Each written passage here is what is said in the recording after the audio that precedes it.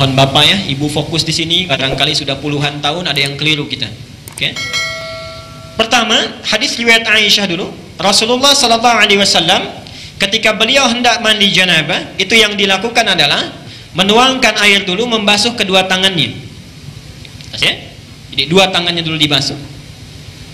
Kemudian setelah itu, ini gambaran umumnya, beliau berwudu seperti wudunya untuk sholat. Jelas sampai sini? Basuh tangan, berwudu seperti wudu untuk sholat.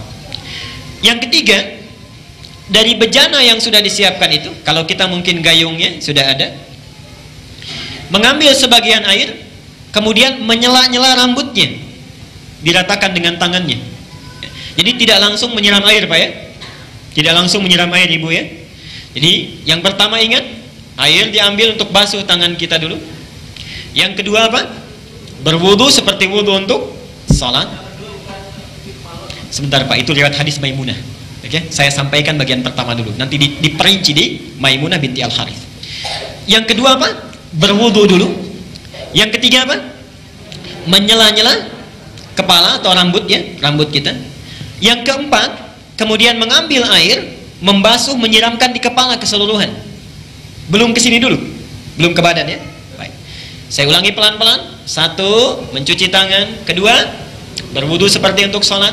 Ketiga, menyela-nyela rambut, meratakan keseluruhan. Keempat, menyiram rambut keseluruhan di kepala. Setelah itu, baru disiramkan secara keseluruhan.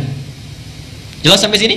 Disiramkan secara keseluruhan menggunakan sabun dan seterusnya. Ini gambaran hadis yang pertama yang umum sifatnya. Oke? Baik. Coba kita lihat. Kita hapus dulu di sini. Nah, sekarang kita lihat bagian yang kedua. Ini riwayat siapa tadi? Aisyah radhiyallahu anha. Sekarang Nabi sallallahu alaihi wasallam ketika tinggal di rumah Maimunah, okay, kemudian setelah itu berhubungan dengan Maimunah binti Al-Harith, salah satu istri beliau.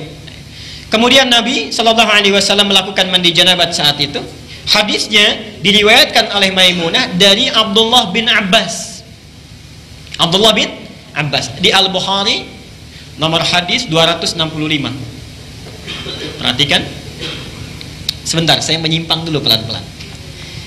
Ibu masih ingat Bapak kisah Ibnu Abbas itu? Anaknya usia berapa tahun?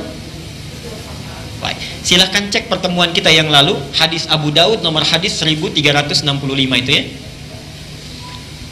Ibnu Abbas dalam usia 4-5 tahun itu memaksa ingin tinggal di rumah bibinya Maimunah. Jadi Maimunah ini bibinya Ibnu Abbas.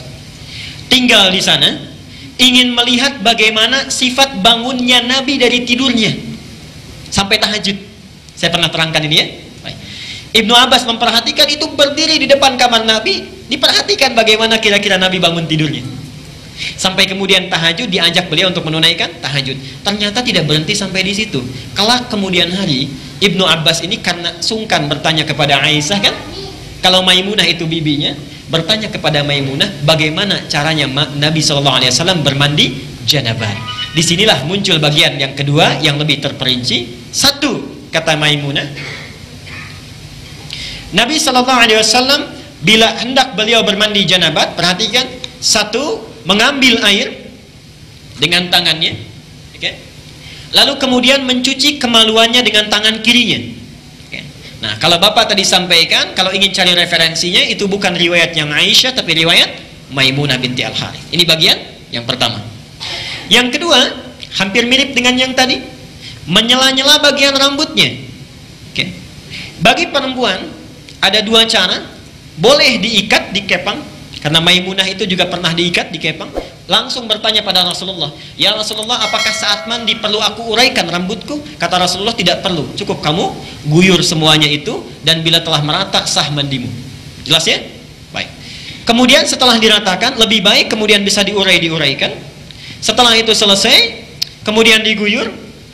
Selesai sampai sini, baru kemudian berwudu seperti wudu layaknya sholat. Tapi kaki belum dibasuh. Kaki belum dibasuh. Saya ulangi, ambil air, basuh kemaluan dengan tangan apa? Kiri. Setelah itu menyela-nyela kepala, Setelah itu ambil air, kan?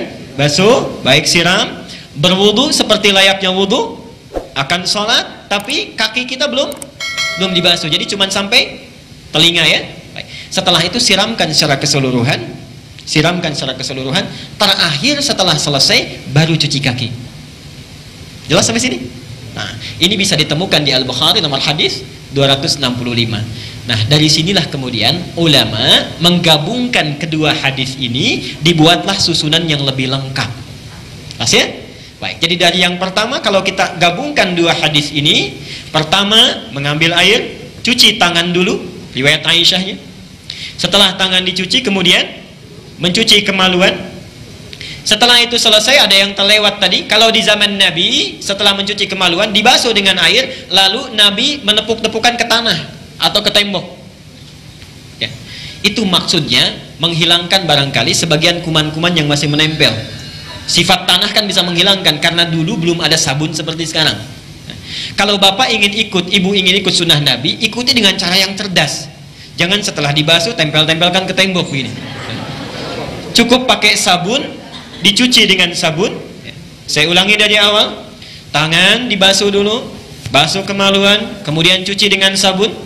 Setelah itu sela-sela kan, baik ya, sela-sela, basuh kepala keseluruhan, berwudu seperti layaknya untuk sholat sampai kakinya, satukan sampai kakinya. Baru setelah itu dibasuh secara keseluruhan, mandi dengan rapi.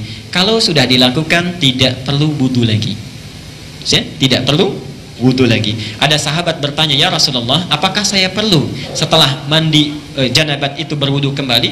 Kata Nabi, harus seperti mandi apa lagi untuk membersihkan? Bahasanya metafor, harus seperti mandi apa lagi? Artinya setelah wudu setelah mandi tidak perlu wudu lagi. Jelas sampai sini?